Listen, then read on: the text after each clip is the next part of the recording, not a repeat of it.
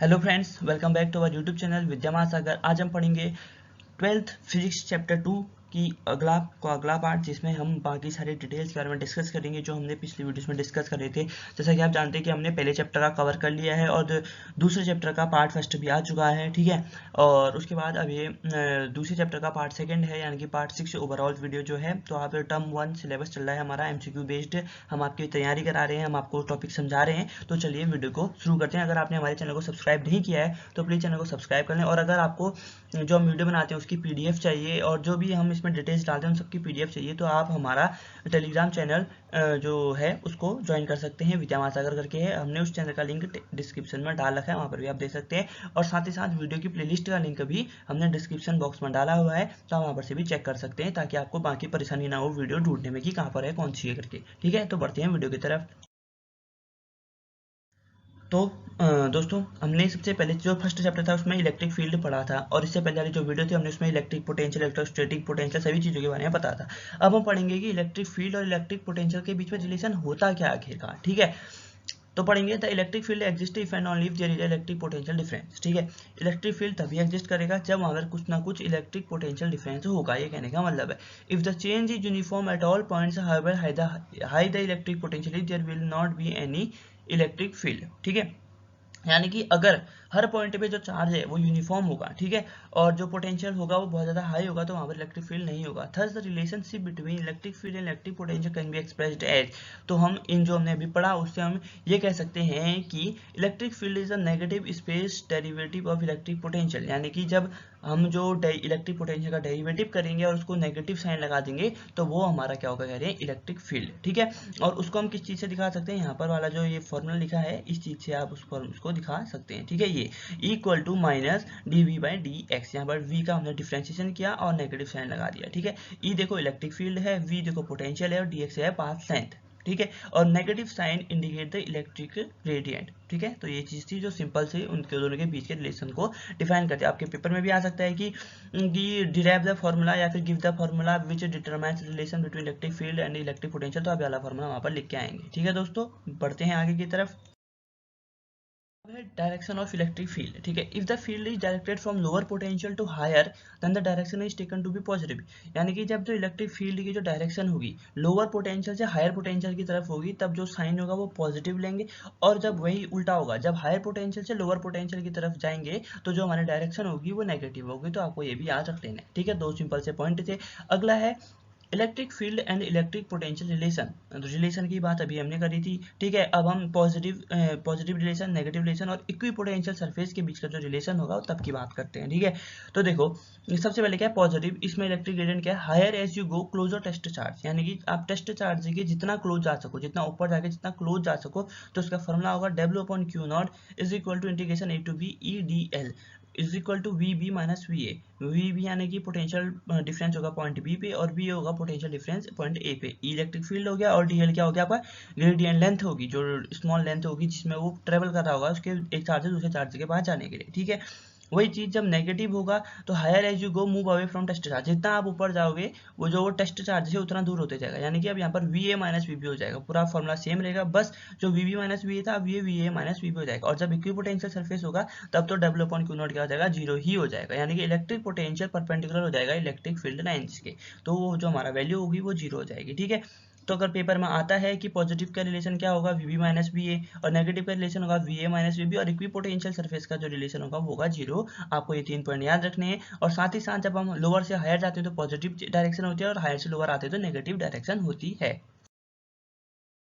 Electric field and electric potential relation derivation, ठीक है। Relation का डेरिवेशन कैसे होगा, वैसे तो डेरिवेशन आपके आएंगे नहीं, फिर भी हल्का हल्का पढ़ लेते हैं कि डेरिवेशन में क्या होता है, कैसे होता है, ठीक है। सबसे पहले इन्होंने क्या लिया कि हम let us study how to find electric potential और इलेक्ट्रिक फील्ड के रिलेशन को कैसे निकालते हैं। सबसे पहले हमने लिया कि work done in moving test charge, यानी कि एक टेस्ट चार्ज है क्यू नॉट जिसमें वर्क डन हो रहा है, जो पॉइंट ए से बी तक जा रहा है। यानी कि पॉइंट मान लो आपका पॉइंट ए यहाँ पर था और पॉइंट बी ये था, ठीक है। थोड़ा सा गंदी, बहुत अच्छी राइटिंग बना दी मैंने, थोड़ा सा इसको सुधार लेते हैं। मान लो पॉइंट ए आपका यहाँ पर था, ये पॉइंट ए, और पॉइंट बी आपका ये ये था, ठीक है। अब इस पॉइंट से लेके इस पॉइंट तक जाने में जो आपकी टोटल जो डिस्टेंस लगी, जो टोटल वर्क डन हुआ, वो हम यहाँ पर निकालेंगे। यानी कि देखो W है, Q नॉट है, यानी कि ये जो इन दोनों पे जो चार्ज Q नॉट पहले यहाँ पर होगा ना, Q नॉट चार्ज यहाँ होगा तो यहाँ से इसको यहाँ ले गए, ठीक है। तो Q नॉट चार्ज होगा और जो इक्वल टू होगा वर्क इक्वल टू क्या होता है, फोर्स इंटू डिस्प्लेसमेंट, तो F इंटू DL, ठीक है। जो DL ही होगी, जो DL यहाँ पर होगा, ये जो ये डिस्टेंस है ना, ये DL हो गया हमारा, ठीक हो गया। ये चीज़ है, सिंपल सा डायग्राम है हमारा। और देखो फिर जो फॉर्मूला लिख दिया हमने, Q naught A by B E dot D L, ये हो गया हमारा फॉर्मूला, जहाँ पर F क्या है, फोर्स ऑफ फ्लाइट, DL क्या है, short element of the path. देखो देखो मैंने बताया था आपको, जो पाथ है उसका एलिमेंट है DL, ठीक है। The force can be written as charge times electric field, यानी कि चार्ज टाइम्स इलेक्ट्रिक फील्ड का हम इसको फोर्स लिख सकते हैं, जैसे Q equal to EDL, dividing both sides by test charge Q naught. हमने दोनों साइड को Q नॉट से चार्ज डिवाइड किया तो W अपॉन Q नॉट आ गया, और इधर से Q नॉट हट गया। देखो यहाँ से Q नॉट था, Q नॉट हट गया। अब क्या किया, work done by the test charge in the potential difference VA minus VB। अब वर्क डन क्या होगा, VA माइनस VB होगा, तो equal to VA minus VB लिख दिया। फॉर इक्वल पोटेंशियल सरफेस जब VA और VB बराबर हो जाएंगे तो हमारा EDL कितना हो जाएगा, 0, ठीक है। तो एक रिलेशन आपका यहाँ से भी आ गया ये, ठीक। बढ़ते हैं आगे की। अब आएगा व्हाट आर कंडक्टर्स। कंडक्टर के साथ साथ हम इंसुलेटर भी समझेंगे और साथ साथ मैं आपको सेमीकंडक्टर भी समझा दूंगा, ठीक है। सबसे पहले कंडक्टर होते क्या है। In simple terms, an electric conductor is defined as material that allow electricity to flow through them easily. This property of conductors that allow them to conduct electricity is known as conductivity. यानी कि ऐसे materials जो अपने आप से electricity को flow होने देते हैं, उनको पा देते हैं कि आप हमारे से इलेक्ट्रिसिटी को फ्लो करो, तो उन मटेरियल्स को हम कंडक्टर कहते हैं, और उनकी इसी प्रॉपर्टी को हम कंडक्टिविटी कहते हैं, ठीक है। The flow of electrons in a conductor is known as electric current, और किसी भी कंडक्टर में जो इलेक्ट्रॉन्स का फ्लो होता है उसे हम इलेक्ट्रिक करंट कहते हैं, और जो फोर्स रिक्वायर होता है उस करंट को बहाने के लिए उसे हम कहते हैं वोल्टेज, ठीक है। ये हमारा सिंपल एक कंडक्टर की डेफिनेशन होगी। कंडक्टर जो क्या होता है, ऐसे मटेरियल जो अपने आप से करंट को फ्लो करने देते हैं वो होते हैं कंडक्टर। और दूसरी डेफिनेशन में ये भी कह सकते हैं कि जब एनर्जी बैंड, जो बैंड विड्थ होती है, जो गैप होता है, यानी कि एनर्जी बैंड और कंडक्शन बैंड के बीच में जो गैप होता है वो सबसे मिनिमम होता है, उसे हम कहते हैं कंडक्टर। और कंडक्टर की जितनी ज़्यादा कंडक्टिविटी होती है उतनी ही कम इंसुलेटर्स की कंडक्टिविटी होती है, ठीक है। अब कंडक्टर मान लो आपका आयरन हो गया, जो भी करंट कंडक्ट करते हैं सारे मटेरियल आ गया इसमें। देखिए कंडक्टर में गोल्ड भी है, ये और सारे लोहे हैं, तार हैं, बहुत सारी चीज़ें हैं, ठीक है। और इंसुलेटर से उसी का उल्टा होता है। इंसुलेटर जैसे प्लास्टिक बोतल में आपको कभी करंट नहीं लगेगा, रबर हो गया, प्लास्टिक शीट्स हो गई, देखो ये पेपर हो गया, वुड हो गया, इनमें कभी आपको करंट नहीं लगता। जैसे आप तभी आपने देखा होगा कि आपने ये सुना होगा कि किसी भी को भी कभी करंट लगे तो उसको क्या कहते हैं, लकड़ी से उसको हटाना चाहिए कहते हैं, ताकि आपको करंट ना लगे, या फिर रबर के ग्लव्स पहन के उसका हम वो करते हैं, ठीक है। तो कंडक्टर्स और इंसुलेटर्स एक दूसरे के उल्टे हैं। जितनी ज़्यादा कंडक्टिविटी कंडक्टर्स में होती है उतनी ही कम इंसुलेटर्स में होती है, यानी कि कंडक्टर फ्लो कर दे देते हैं इलेक्ट्रिसिटी को, इंसुलेटर नहीं करने देते। और सेमीकंडक्टर ऐसे मटेरियल होते हैं जो कुछ कंडक्टिविटी दिखाते हैं और कुछ कंडक्टिविटी नहीं दिखाते। इन दोनों के बीच का जो मटेरियल होता है वो होता है सेमीकंडक्टर, ठीक है। अब सेमीकंडक्टर को भी कंडक्ट कराने के लिए हम उसमें डोपिंग करा देते हैं, ठीक है। अब ये डोपिंग का जो पूरा सिस्टम है ये हम जब आपका इलेक्ट्रॉनिक्स वाला चैप्टर आएगा तब हम कवर करेंगे। अभी बस इतना जान लेते हैं कि कंडक्टर वो होते हैं जो सबसे ज़्यादा कंडक्टिविटी करते हैं, इलेक्ट्रिसिटी फ्लो करते हैं। सेमीकंडक्टर वो होते हैं जिनमें कंडक्टर से कम इलेक्ट्रिसिटी फ्लो होती है लेकिन इंसुलेटर से ज़्यादा फ्लो होती है। और इंसुलेटर होते हैं जिनमें बिल्कुल इलेक्ट्रिसिटी फ्लो नहीं होती है। Electrostatic properties of a conductor, यानी कि some of the important properties to be noted about the conductor, यानी कि कंडक्टर की भी कुछ प्रॉपर्टीज होती है उनको हम पढ़ लेते हैं। तो electrostatic field is zero inside a conductor, यानी कि कंडक्टर के अंदर जो इलेक्ट्रोस्टैटिक फील्ड होता है वो जीरो होता है, कह रहे हैं, ठीक है। अ कंडक्टर न्यूट्रल और charge, the electric field inside the conductor is zero everywhere, this is one of the defining properties of a conductor. यानी कि कंडक्टर की जो एक मेन प्रॉपर्टी है वो ये है कि जब कंडक्टर न्यूट्रल होगा या फिर चार्ज होगा कोई फर्क नहीं पड़ता, उसके अंदर जो इलेक्ट्रिक फील्ड होगा वो हमेशा जीरो होगा, एवरी पॉइंट पे जीरो ही होगा, ठीक है। We know that a conductor contains free electron, conductor के अंदर फ्री इलेक्ट्रॉन होते हैं जिसकी वजह से उसमें इलेक्ट्रिक फील्ड भी होता है, which in the presence of electric field experience drift over a force, उसमें एक फोर्स और ड्रिफ्ट ऑब्जर्व होता है, ठीक है। Inside the conductor the electrons distribute themselves in such a way that the final electric field at all points inside the conductor is zero, ठीक है। तो उसकी वजह से कंडक्टर के अंदर जितने भी इलेक्ट्रॉन होते हैं वो खुद को इस तरह डिस्ट्रीब्यूट कर लेते हैं कि वहाँ जो इलेक्ट्रिक फील्ड होगा वो जीरो हो जाता है, ठीक है। अगला है electrostatic field lines are normal to the surface at every point in a charged conductor, यानी कि इलेक्ट्रिक फील्ड लाइन्स होती हैं वो नॉर्मल होती हैं सरफेस के चार्ज कंडक्टर के एवरी पॉइंट पे, ठीक है। जैसे हम कह सकते हैं कि if the electric field lines were not normal at the surface, a component of the electric field would have been represent along the surface of a conductor in static condition, thus free charges moving on the surface would have also experienced some force leading to their motion, which does not happen। यानी कि कह रहा है कि जब electric field lines होती हैं अगर वो सरफेस के नॉर्मल नहीं होती, यानी कि if electric field normal surface के नॉर्मल नहीं होती, तो जो कंपोनेंट इलेक्ट्रिक फील्ड का उसमें present would have been present long surface, तो उसमें जो प्रेजेंट होता कुछ कंडीशन में वो इलेक्ट्रिक फील्ड उसमें प्रेजेंट रहता। लेकिन जो फ्री चार्ज होते हैं जो सरफेस पे मूव कर रहे होते हैं वो उनकी वजह से उसमें मोशन हो जाता और ये हमें पता नहीं चलता कि वो क्यों हो रहा है, ठीक है। Since there are no tangential component the forces have to be normal on the surface, ठीक है। ये तो खाली एक तरीके से जान लो, बस ये जो हेडिंग है ना यही ज़्यादातर आएगा कि कहेंगे व्हाट क्या होगा जब इलेक्ट्रोस्टैटिक फील्ड लाइंस को हम सरफेस में रखें चार्जर कंडक्टर, तो आप कहोगे कि नॉर्मल होते हैं एक दूसरे के, और इलेक्ट्रोस्टैटिक फील्ड क्या होता है कंडक्टर के अंदर हमेशा जीरो होता है, ये क्वेश्चन बन सकते हैं। और अगला वही पॉइंट है कि क्या कहते हैं कि जब स्टैटिक कंडीशन होती हैं उसके जो इंटीरियर होते हैं उसके अंदर नो एक्स्ट्रा चार्ज होता है, ठीक है। अभी हमने पढ़ा ही है जो इंटीरियर होता है उसके अंदर चार्ज क्यों नहीं होता है, तो उसी तरीके से जो मेन चीज़ है यहाँ पर बाकी डेफिनेशन पढ़ सकते हो, सिंपल सी लैंग्वेज में है ये, ठीक है। तो क्या we know that every neutral conductor condition equal amount of positive at every point even in infinite small unit of volume surface area from Gauss law we के शेड दैट, यानी कि जो सिंपल मैं आपको बता देता हूँ कि जो जैसे हम अपने मान लिया कि एक न्यूट्रल कंडक्टर है, ठीक है, ठीक, जिसमें पॉजिटिव भी उतने चार्ज है जितने नेगेटिव चार्ज होंगे ताकि वो जीरो हो जाए लास्ट में, ठीक है। और हर पॉइंट पे छोटे एलिमेंट पे भी सेम चार्ज होगा, इवनली डिस्ट्रीब्यूट होंगे पूरे। और गॉस लॉ से हमें पता है कि चार्जर कंडक्टर के केस में जो एक्स्ट्रा चार्ज होते हैं वो सिर्फ सरफेस पे प्रेजेंट होते हैं, ठीक है। फिर हमने मान लिया कि ये कोई आर्बिट्ररी वॉल्यूम एलिमेंट है वी, ठीक है, और जिसमें जो क्लोज्ड एलिमेंट है एंड जो क्लोज्ड सरफेस है उसमें जो इलेक्ट्रोस्टैटिक फील्ड लग रहा है वो जीरो लगा है, क्योंकि आपको जीरो पता ही है, वही चीज़ें हैं बाकी। तो इसमें एक से बेसिकली बताया गया कि जो हमने पहले पढ़ा है वो इसमें लगेगा स्टैटिक कंडीशन में जो इंटीरियर होता है कंडक्टर का उसमें कोई भी चार्ज नहीं होता है, ठीक है। अगला है constant electrostatic potential through the volume of the conductor, यानी कि जो electrostatic potential at any point through out the volume of the conductor is always constant, यानी कि जो इलेक्ट्रोस्टैटिक पोटेंशियल होता है वो कंडक्टर के पूरे यानी कंडक्टर का जितना वॉल्यूम होता है उसमें कांस्टेंट रहता है, और जो इलेक्ट्रोस्टैटिक पोटेंशियल होती है उसकी जो वैल्यू होती है इक्वल होती है कितना उसकी जितना उसके इस वॉल्यूम के इनसाइड है पॉइंट, ठीक है, वो वैल्यू सेम होती है। अब कैपेसिटर और कैपेसिटेंस क्या होता है? What is a capacitor? A capacitor is a two terminal electric device that possesses the ability to store energy in the form of an electric charge. It consists of two electrical conductors that are separated by a distance. The space between the conductors may be filled by vacuum or with an insulating material known as dielectric. The ability of the capacitor to store charges is known as capacitance, ठीक है। Capacitor जैसे आपने register पढ़ा होगा, ठीक है, register पढ़ा होगा, मैं रजिस्टर बना देता हूँ, इस टाइप का रजिस्टर होता था रेजिस्टेंस, ठीक है, इस टाइप का रजिस्टर होता था। तो इसी टाइप का जो रजिस्टर होता था इसी टाइप का एक और चीज़ होती है वो होता है कैपेसिटर। कैपेसिटर को हम दिखाते हैं ऐसे, दो पैरेलल लाइन एक कुछ डिस्टेंस से सेपरेट होती हैं उसको हम ऐसे दिखाते हैं, मैंने टेढ़ा बना दिया, वैसे तो होता है ऐसा है, ठीक है, सीधा बिल्कुल सीधा, ये भी टेढ़ा ही हो गया थोड़ा सा, ठीक है, इस टाइप का कैपेसिटर होता है, ठीक है।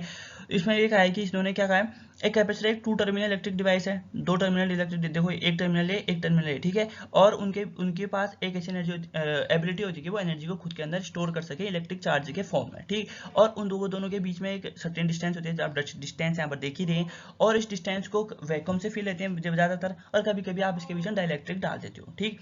और कैपेसिटर तो ये हो गया जिसमें दो इलेक्ट्रिकल डिवाइस लगे रहते हैं, लेकिन उसको चार्ज करने की जो उसकी कैपेसिटी होती है उसे ही हम क्या कहते हैं, कैपेसिटेंस, ठीक है। और जो कैपेसिटर होता है उसमें क्या होता है, एक साइड से पॉजिटिव चार्ज होता है, यानी कि अगर इधर पॉजिटिव चार्ज है तो इधर नेगेटिव चार्ज होगा, ठीक है। कैपेसिटर से stored energy by holding apart pairs of opposite charge, यानी कि अपोजिट चार्जेस के पेयर को ये अपने अंदर कंट्रोल करते हैं, ठीक है। और तो इसी तरीके से डिफरेंट कैपेसिटर से मैन्युफैक्चर होते हैं, स्टाइल लेंथ ग्रेथ और मैनी मटेरियल डिफरेंट मटेरियल का डिफरेंट कैपेसिटर बन जाते हैं। उसके बाद सबसे मेन चीज आती है कि आप डिटर्म वैल्यू कैपेसिटेंस कैसे की जो वैल्यू है उसको कैसे डिटरमाइन करोगे, ठीक है। तो हम मान लेते हैं कि द कंडक्टिंग प्लेट्स है सम चार्जेस Q1 और Q2 चार्ज होगा, ऑब्वियसली बात है एक में प्लस चार्ज होगा एक में नेगेटिव चार्ज होगा, क्योंकि हमने अभी बात करी है कैपेसिटर अपोजिट चार्जेस के पेयर को कंटेन करता है, यानी कि एक में पॉजिटिव चार्ज एक में नेगेटिव चार्ज, ठीक हो गया। तो जो इलेक्ट्रिक फील्ड होगा इस रीजन में जो इन प्लेट के बीच में लग रहा होगा वो डिपेंड होगा इसी चार्ज पे, ठीक है, जो चार्ज इसमें है उसी चार्ज पे डिपेंड करेगा, वो चार्ज सेम होता है जो इन दोनों है ना, ये आप हो गया एक में प्लस एक में माइनस, क्या कुछ अलग अलग ना, अगर चार्ज सेम होगा यानी कि उसकी जो न्यूमेरिकल वैल्यू होगी वो सेम होगी, प्लस और माइनस का अंतर होगा, यानी कि +4 यहाँ पर होगा तो -4 यहाँ पर होगा, ठीक है। +4 -4 +5 -5 ऐसे ही सेम चार्ज होंगे, बस साइन का चेंज होगा, ये आप ध्यान में रख लीजिएगा, ठीक है। तो हमें पता है कि जो पोटेंशियल डिफरेंस होता है वो डायरेक्टली प्रोपोर्शनल होता है किसके, इलेक्ट्रिक फील्ड के। तो हम क्या कर देंगे, Q directly proportional to V, तो Q is equal to CV, और C यहाँ पर जो होता है कैपेसिटेंस होता है, ठीक है। Proportionality constant of proportionality known as capacitance, ठीक है। और तो C इक्वल टू कितना हो जाएगा, QV, Q equal to CV, तो C इक्वल टू QV, यानी कि capacitor equal to charge by potential difference, आप इसको ऐसे डिफाइन कर सकते हो। Capacitance is the ratio of change in the electric charge of a system to the corresponding change in its, वही देखो क्या क्या है कि कैपेसिटेंस एक ऐसा रेशियो होता है जिसमें हम रेशियो निकालते हैं इलेक्ट्रिक चार्ज के चेंज अपॉन पोटेंशियल के चेंज के ऊपर हम क्या निकालते हैं, रेशियो निकालते हैं, ठीक है।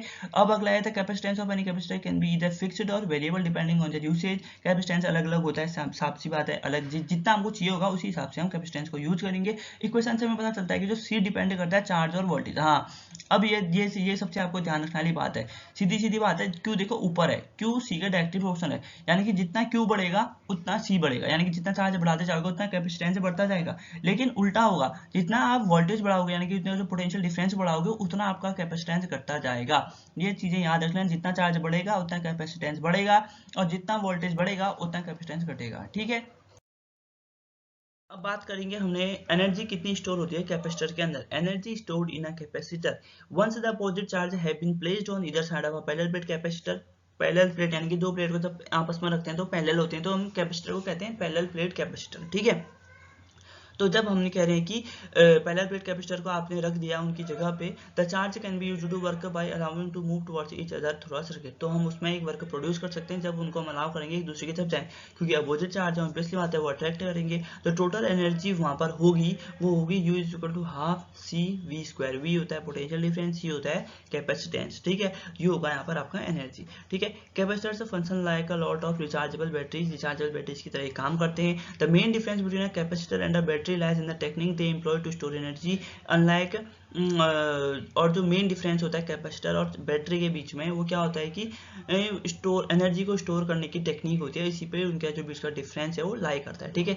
बैटरी इज द कैपेसिटर से ability to store energy does not come from chemical reaction rather from the physical design that allows it to hold negative and positive charges apart, ठीक है। जैसे आपको बैटरी होगा, बैटरी में एक chemical composition होता है जिसके अंदर उसमें चार्ज कंटेन होता है, जबकि कैपेसिटर में ऐसा नहीं होता है। कैपेसिटर में बस अपोजिट चार्ज होते हैं, उसमें ना कि कोई केमिकल कंपोजिशन होता है, ना ही किसी उसमें मेटल से कुछ डब्बा बनाया होता है। आपने बैटरी देखी होंगी, जैसे बाजार में सेल आते हैं, रिमोट के अंदर जो सेल जाते हैं, जो रिमोट कंट्रोल कार होती है इनके सेल जाते हैं, पंख मतलब बहुत सारी चीज़ों में जो बैटरी छोटी छोटी बैटरी सेल जाते हैं वो अलग चीज़ होती है। बस दोनों में बात यही है कि दोनों में क्या होता है, एनर्जी स्टोर होती है, लेकिन एनर्जी जो स्टोर होती है वो किस फॉर्म में होती है वो इनके बीच का डिफरेंस होता है, ठीक है। और उसके बाद ये सिंपल सी चीज़ थी, यहाँ पे याद रख लेना। और स्टैंडर्ड यूनिट ऑफ कैपेसिटेंस क्या होती है, जो कैपेसिटेंस होती है उसकी जो बेसिक यूनिट है वैसे तो फेरेड होती है, लेकिन फेरेड का भी अलग अलग बहुत सारे मतलब होते हैं। लार्ज यूनिट होती है, कभी बड़ा है, कभी छोटा है, कभी ज़्यादा है, कभी कम है, ठीक है।